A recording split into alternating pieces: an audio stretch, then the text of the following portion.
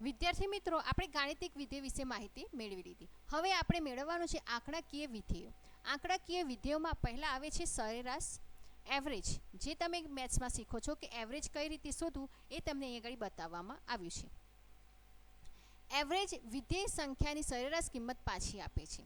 Average એક અંકગણિતના મધ્યક તરીકે પણ ઓળખવામાં આવે છે. એટલે કે તમને ખ્યાલ આવ્યો તો મીન, મધ્યક, મોડ આગળ આપણે શીખીશું. તો એમાં પણ તમને એવરેજને તમે બીજા કયા નામથી ઓળખી શકો છો? તો મધ્યક તરીકે પણ ઓળખી શકો છો.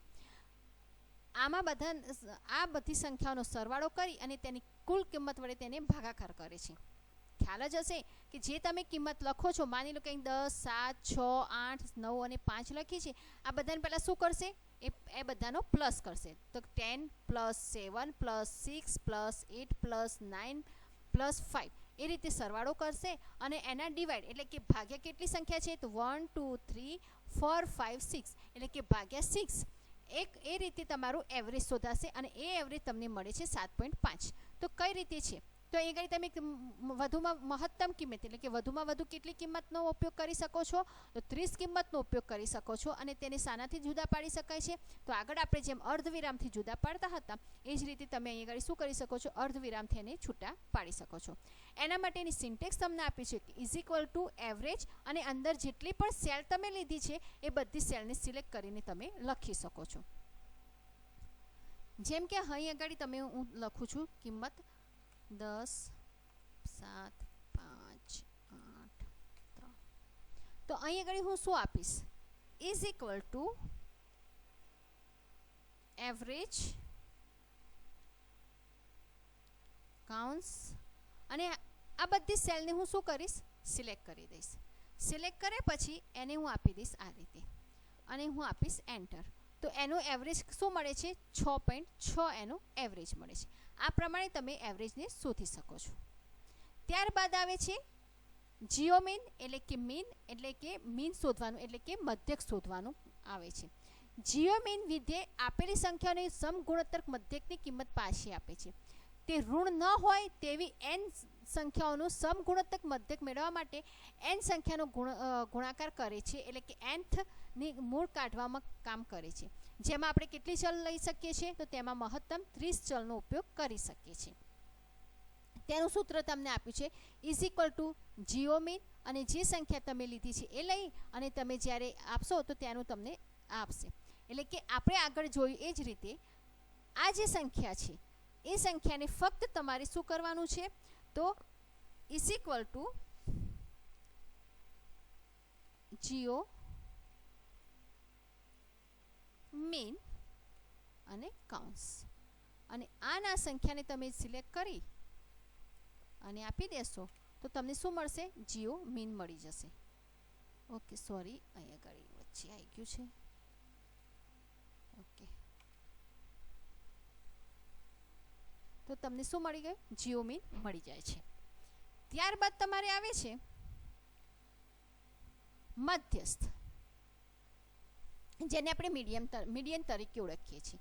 મધ્યસ્થ એ આપેલી સંખ્યાઓનો ક્રમ ગોઠવ્યા પછી મધ્ય સંખ્યા આપે છે. એટલે કે કોઈ પણ સંખ્યા હશે એને શું કરશે? તો એને ક્રમવાઇઝ ગોઠવશે. બરોબર? તો અહીં આપ્યું છે જો તમે એક નિશ્ચિત મધ્ય સંખ્યા ન મેળવી શકો તો શ્રેણીની કુલ બેકી સંખ્યામાં ચલ હોય છે. આ વચ્ચે બે સંખ્યાઓને સરેરાશ લે છે અને ત્યારબાદ તેને મીડિયમમાં પણ તમે કેટલી સંખ્યાનો ઉપયોગ કરી શકો છો? તો તેમાં પણ તમે 30 સંખ્યાનો ઉપયોગ કરી શકો છો. તો અહીં તમને આપ્યું છે જે રીતે કે મીડિયન અને અંદર સંખ્યા લખો. એટલે કે શું કરશે? તો એ સંખ્યાને પહેલાં ક્રમવાઇઝ ગોઠવશે. ક્રમવાઇઝ ગોઠવી અને એ બે સંખ્યાનો શું કરશે? સરવાળો કરશે અને સરવાળો કરે પછી તમને આપે છે સંખ્યા આ. તો કઈ રીતે થાય છે હું તમને બતાવી દઉં. તો અહીં આગળ આપણી સંખ્યા આપેલી છે.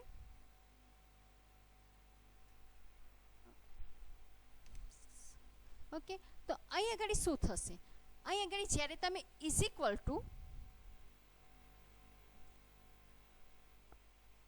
એમ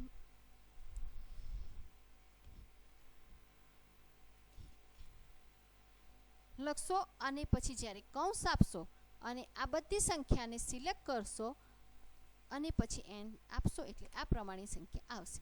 હવે આ સંખ્યા કઈ રીતે આવે તો તમને ખ્યાલ હોય કે જ્યારે તમે બહુલક શોધો છો એટલે કે મધ્યસ્થ શોધો છો, મધ્યસ્થ એટલે વચ્ચેની સંખ્યા, તો શું કરશે તો આને પહેલાં તમારે એને ડિસેન્ડિંગ ઓર્ડરમાં ફેરવશે. ડિસેન્ડિંગ એટલે તમને ખ્યાલ હોય તો ચડતો ક્રમ અને ઉતરતા ક્રમમાં ફેરવશે. એટલે કે પહેલાં શું કરશે તો પહેલાં 10, પછી આપશે 7 નહીં, પછી આવે છે 8, પછી એના પછીની કિંમત કઈ છે તો 7, એના પછીની કિંમત કઈ છે 6, 5 અને 3.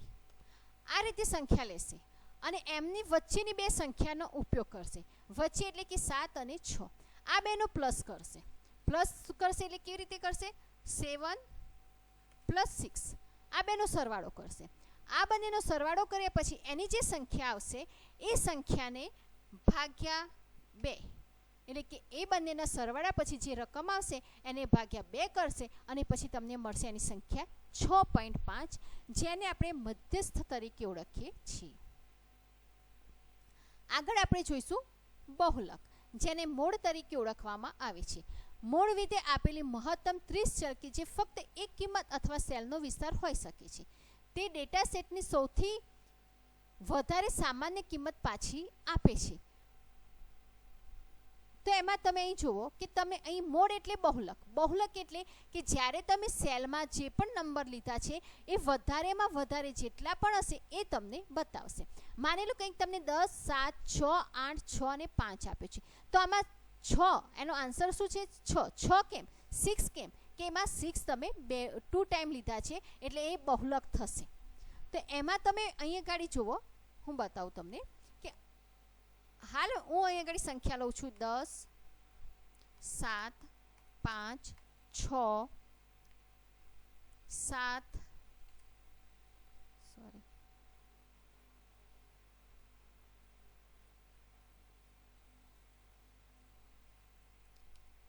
8, 7, 7. તો આમાં સંખ્યા કેટલી વધારે છે તો 7, 7, 7 3 ટાઈમ છે, એટલે કે તમને બહુલક એટલે કે મોડ કેટલો બતાવશે 3 = મોડ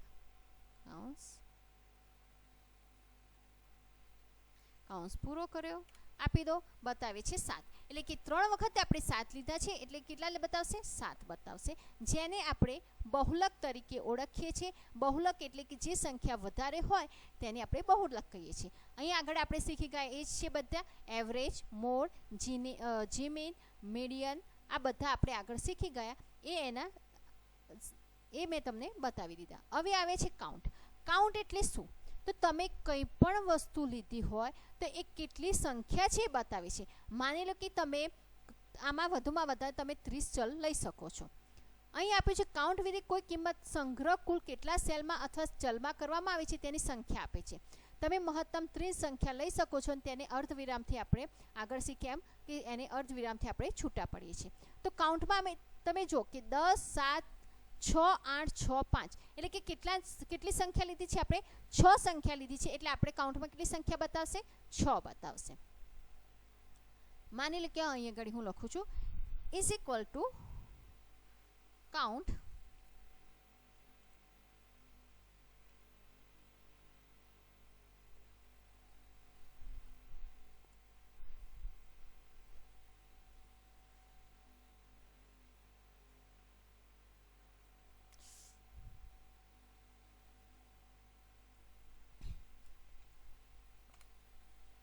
તો કેટલી સંખ્યા છે 7. કેમ 7 તો 1, 2, 3, 4, 5, 6 અને 7.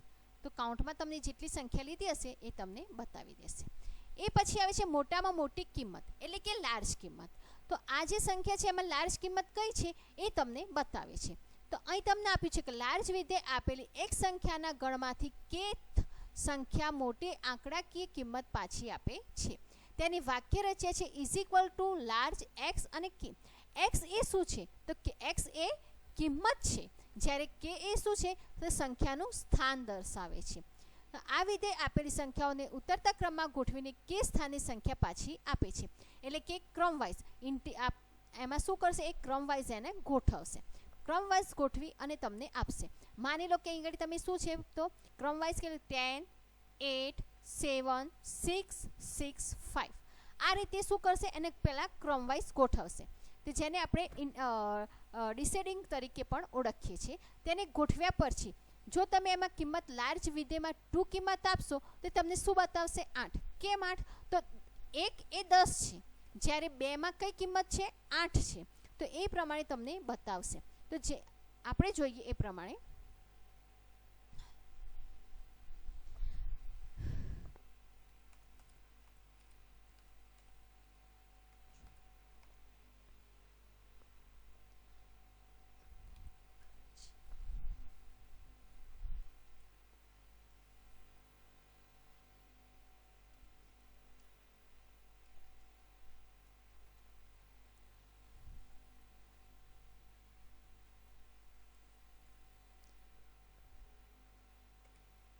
સોરી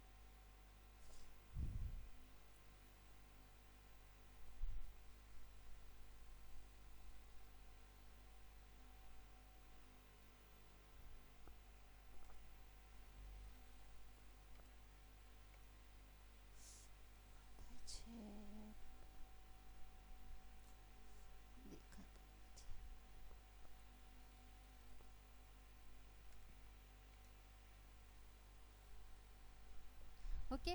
તો અહીં આગળ શું લે છે, 10 આ રીતે ગોઠવાશે, 10 9 8 7 6 અને 5 આ રીતે સંખ્યા ગોઠવાશે.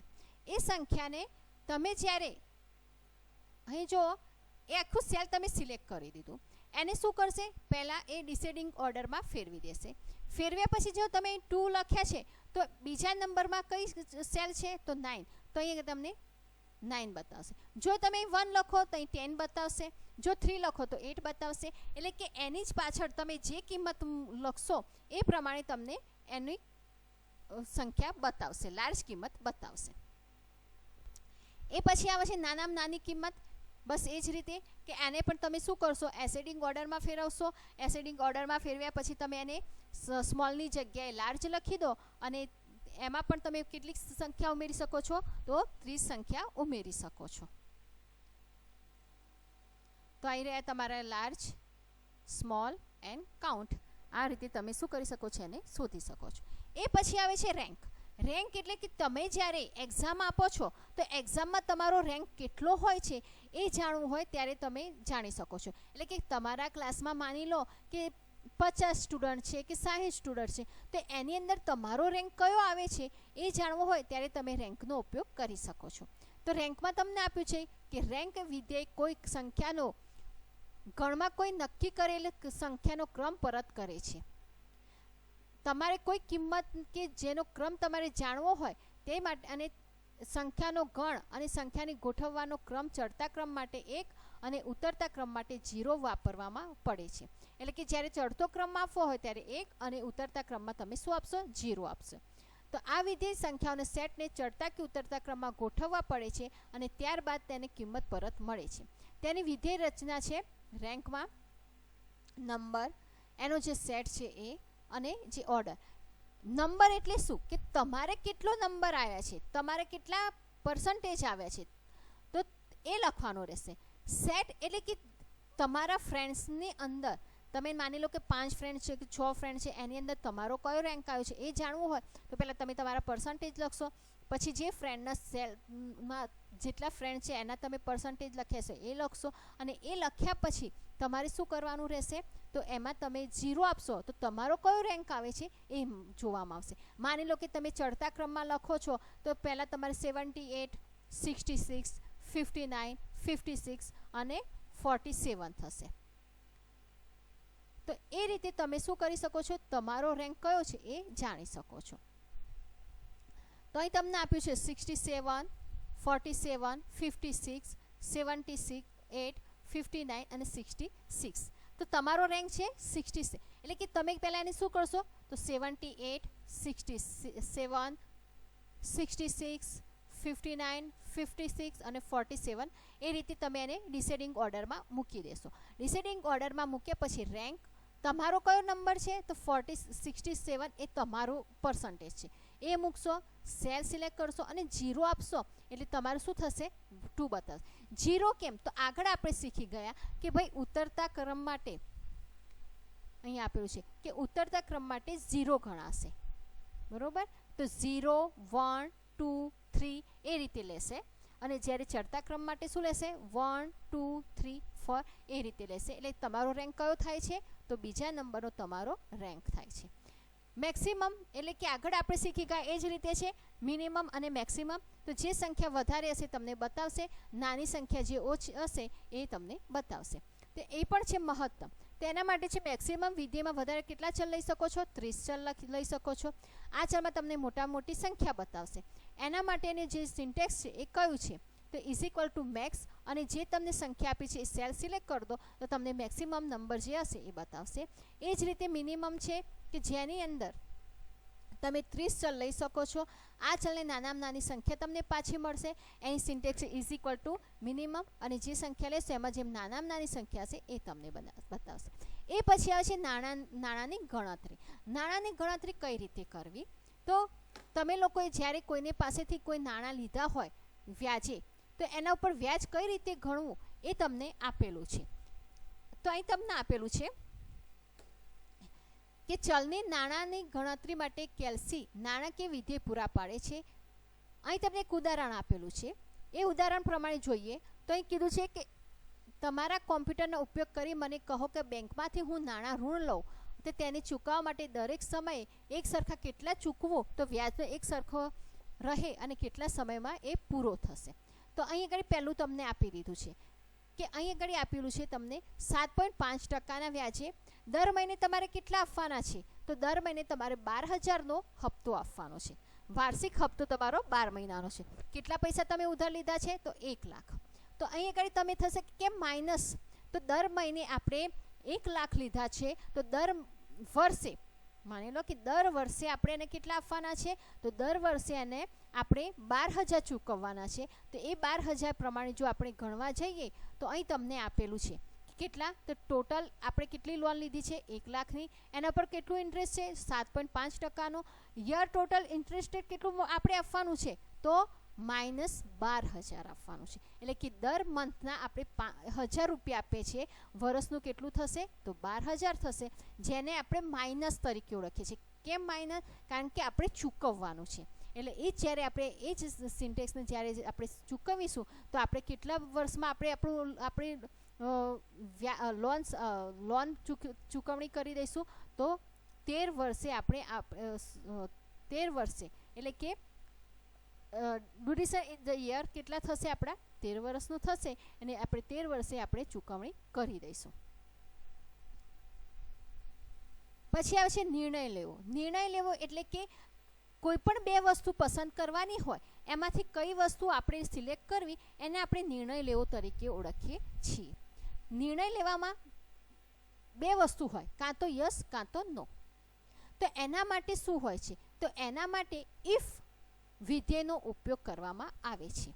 ઇફ વિધેયના આધારે આપણે નિર્ણય લઈ શકીએ છીએ. તો અહીંયા તમને આપ્યું છે કે ઇફ વિધેય વડે આપણે નિર્ણય કરવાનો છે. કેલ્સીમાં વપરાતા બધી શરતો વિધેયમાં સૌથી પ્રખ્યાત વિધેય ઇફ છે. આ 3 ચલ હોય છે ટ્રુ, ફોલ્સ અને ટેસ્ટ. એટલે કે એમાં પહેલાં ટેસ્ટ લેવામાં આવે છે. ટેસ્ટ લીધા પછી આપણે નક્કી કરવાનું હોય છે કે આ પરિણામ સાચું છે કે ખોટું છે. તો અહીં તમને આપ્યું છે કે ટેસ્ટ ચલથી શરતો કસોટી કરવાની એટલે કે નિર્દેશ કરવાનો હોય છે. ત્યારબાદ પદાવલીની ગણતરી થાય છે અને તે જો સાચું હોય તો ટ્રુ અને ફોલ્સ હોય તો તે શું થશે ખોટું હશે તો ફોલ્સ આપણને બતાવશે. અહીં તમને આપી દીધું છે કે ઇફ એ આ ધ્યાન રાખજો આ છે એ મોસ્ટ આઈએમપી છે ઇફ વિધેયની કારણ કે આ જ વસ્તુ આપણે આગળ પણ કામ લાગતી હોય છે. ઇફ વિધેયમાં તમને આપેલું છે અહીં આગળ એક તમને આપેલું છે સૂત્ર જોઈએ. અહીં આપ્યું છે મી એન્ડ માય ફ્રેન્ડ એને ગેમ સ્કોર આપ્યો છે ગેમનો કે 13 અને 17. તો રિઝલ્ટ શું છે કે માય ફ્રેન્ડ વિન્સ. બરાબર. તો અહીં શું કહેવા માંગે છે તો જો અહીં આગળ આપ્યું છે if B2 greater than C2 એટલે કે B2 કરતા C2 કરતા B2 મોટા હોય તો હું વિન થઈશ, અને જો એમ ન હોય તો મારો ફ્રેન્ડ વિન થશે. બરોબર, તો આ હું તમને બતાવી દઉં કઈ રીતે. ઓકે, અહીં આગળ આપણે જોઈશું. અહીં તમને આપેલું છે કે મી અને અહીં આગળ માય ફ્રેન્ડ. બરાબર, અહીં બે આપ્યું છે. અહીં આગળ આપણો સ્કોર આપી દઈએ છીએ. સ્કોર અહીં આગળ આપ્યું છે, હું ઉલટું કરી દઉં છું કે કઈ રીતે તમને ખ્યાલ આવે એટલા માટે. તો હું આપીશ ઇઝ ઇક્વલ ટુ ઇફ, કાઉન્સ કરીશ. કાઉન્સ કરે પછી હું લખીશ કે B2 એટલે કે મારી કઈ સેલ છે, તો મારી છે C6 ગ્રેટર ધેન D.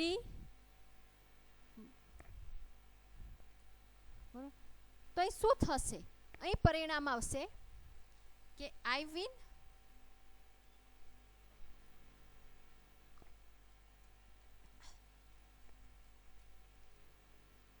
અથવા તો માય ફ્રેન્ડ વિન. ઓકે, આ રીતે લખીશું. મારો કહેવાનો મતલબ શું છે, તો C6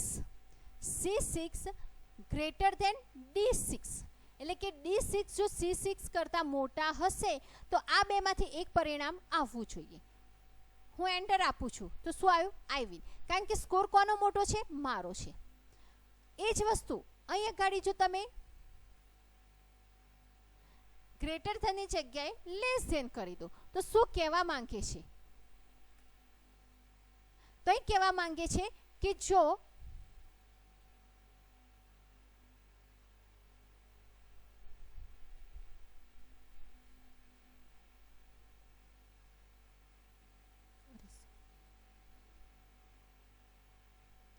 અહીં શું કહેવા માંગે છે, જો C6 એ D6 કરતાં નાનો હોય અથવા D6 એ C6 કરતાં મોટો હોય તો આમાંથી શું પરિણામ આવવું જોઈએ, તો માય ફ્રેન્ડ વિન આવવું જોઈએ. કારણ કે એ શું થઈ ગયું, તો એ તમારે એવું કહેવામાં આવે છે કે કોણ વિન થાય છે, તો એ બંનેમાંથી જે હશે ગ્રેટર ધેન લેસ હશે એ તમને વિન બતાવશે. ઓકે, એ પછી તમે અહીં તમને આપેલું છે કે પરિણામ ઉપર જણાવ્યું પરિણામ એક કરતાં વધારે ઇફની રચના કરવાની હોય એટલે તો તેના માટે શું કરવામાં આવે છે. તો માની લો હાલ આપણે ઉપર જે નિર્ણય લીધો એમાં આપણે ફક્ત એક ઇફનો ઉપયોગ કર્યો, જ્યારે હવે એક કરતાં વધારે ઇફનો ઉપયોગ કરવામાં આવે જેને આપણે નેસ્ટેડ તરીકે ઓળખીએ છીએ. એટલે કે એક ઇફની અંદર બીજો ઇફ, બીજી ઇફની અંદર ત્રીજો ઇફ, આ રીતે 1 બાય 1 આપણે જ્યારે ઇફ ઉમેરીએ છીએ ત્યારે તેને આપણે શું કહીશું, તો ત્યારે તેને આપણે નેસ્ટેડ ઇફ તરીકે ઓળખવામાં આવે છે. યાદ રાખજો, આ પૂછાય છે એક્ઝામમાં કે ઇફની અંદર એક ઇફ અને બીજા ઇફની અંદર બીજો ઇફ, આ રીતે ઉમેરીએ તો તેને શું કહેવામાં આવે છે. તો અહીં તમને આપ્યું છે કે એ ઇફની અંદર અનેક ઇફનો સમાવેશ કરી શકો છો, આથી તેને શું કહેવામાં આવે છે, નેસ્ટેડ ઇફ તરીકે ઓળખવામાં આવે છે. તે કઈ રીતે, તો અહીં તમને આપેલું છે, તમારે બધા ફ્રેન્ડ્સ હોય એમના નામ લખી દો. નામ લખ્યા પછી તમે જોઈ લો કે ભાઈ આપણે કોને કેટલા પર્સન્ટેજ આપવા છે અને એ પર્સન્ટેજથી આપણે કેટલું રિઝલ્ટ લેવું છે એ આપણે જાણી શકીએ છીએ. તો અહીં આગળ હું તમને બતાવી દઉં.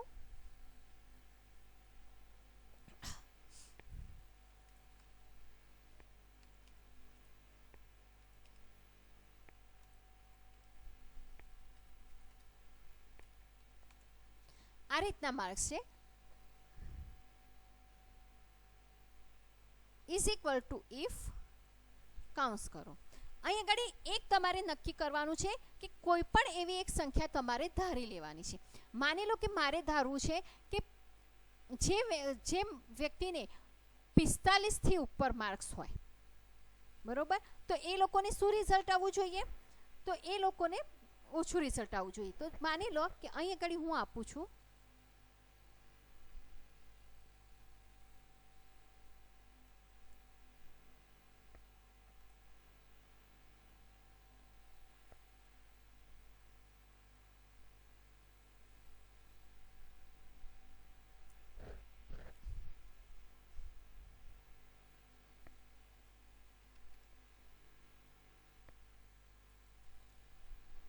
ફરી આપણે શું લઈશું? ઇફ.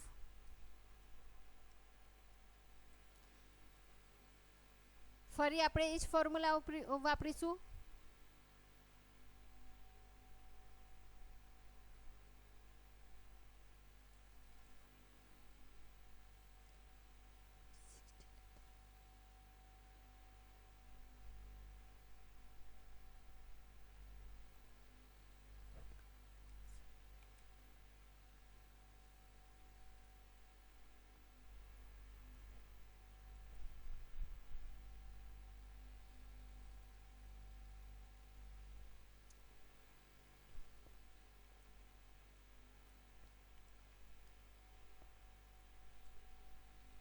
સોરી.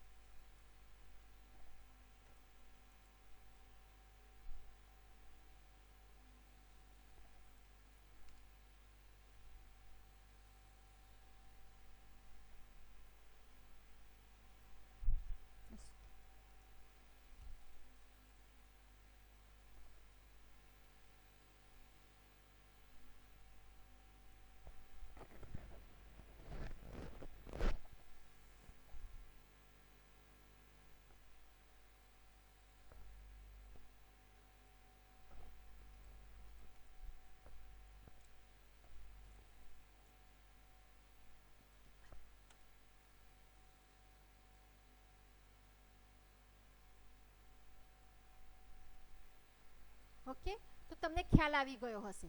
તો આપણે એક ઇફની અંદર વધારે ઇફનો ઉપયોગ કરી, એટલે કે નેસ્ટેડ ઇફનો ઉપયોગ કરી અને આપણે જાણી લીધું કે કોને કયું રિઝલ્ટ મળે છે. માની લો કે 77 હતું, એને શું મળ્યું? ફર્સ્ટ ક્લાસ મળ્યું. કારણ કે આપણે શું કીધું છે કે જે વ્યક્તિને 70 કરતાં વધારે અથવા 70 જેટલા પર્સન્ટેજ હોય તો તેનું શું આવશે? ફર્સ્ટ ક્લાસ આવશે. ત્યારબાદ આપણે શું નક્કી કર્યું કે ભાઈ જે વ્યક્તિને 77 એટલે કે 50 કરતાં વધારે અથવા 50 કરતાં વધારે અથવા 50 હોય તો એને શું રિઝલ્ટ આવવું જોઈએ? તો સેકન્ડ ક્લાસ આવ્યો. જે વ્યક્તિને આપણે 35 કરતાં વધારે હોય અથવા 35ના બરોબર હોય તેને આપણે શું આપીશું? થર્ડ આપીશું. તે થર્ડ આપ્યું. અને ત્રીજું આપણે ફોર્મ્યુલા શું લીધી? તો જે વ્યક્તિને 30 જેટલા અથવા 30 કરતાં વધારે હોય, 30 કરતાં ઓછા હોય સોરી, તો એને આપણે શું નક્કી કરીશું? ફેલ તરીકે નક્કી કરીશું. એટલે કે જે રીતે આપણે નક્કી કર્યું હતું એ પ્રમાણે તમને રિઝલ્ટ મળી જાય છે.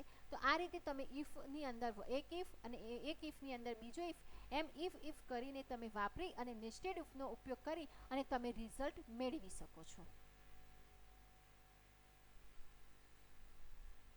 આ તમને આપેલું છે, આપણે આગળ જોઈ ગયા તો એ જ રીતે ફંક્શન વિઝાર્ડનો ઉપયોગ કરીને લખવાનું છે કે એની અંદર તમે શું કરી શકો છો? ઇઝ ઇક્વલ ટુ ઇફ આપી અને અહીં આગળ એની બધી સેન્ટેન્સ લખી અને તમે ઓકે આપી શકો છો. એની આગળ કેટલાક તમને સંબંધિત પ્રક્રિયકો આપેલા છે કે જેનો ઉપયોગ આપણે શાના માટે કરી શકીએ છીએ. જેમ કે સંબંધિત પ્રક્રિયકોનો ઉપયોગ શાના માટે છે? તો less than, is equal to, એ બધા is equal to, less than, greater than, less than, equal to, greater than, equal to, different from, આ બધું શાના માટે આપણે ઉપયોગ કરીએ છીએ એ તમને આપેલા છે. તમને ખ્યાલ હોય તો ઇઝ ઇક્વલ ટુ એટલે કે બે સરખુંની સરખી હોય તો એ સરખાવવા માટે. પછી લેસ ધેન એટલે કે ઓછું હોય, નોટ એ જ ગ્રેટર ધેન એટલે કે મોટી સંખ્યા શોધવાની હોય. લેસ ધેન ઇક્વલ ટુ એટલે કે નાનું ને એના બરોબર હોય. ગ્રેટર ધેન એટલે કે મોટું ને તેના બરોબર હોય. તો આ દરેક વસ્તુ સરખાવવા માટે આપણે રિલેશન ઓપરેટર એટલે કે વિવિધ પ્રકારના રિલેશન ઓપરેટરનો ઉપયોગ કરીએ છીએ.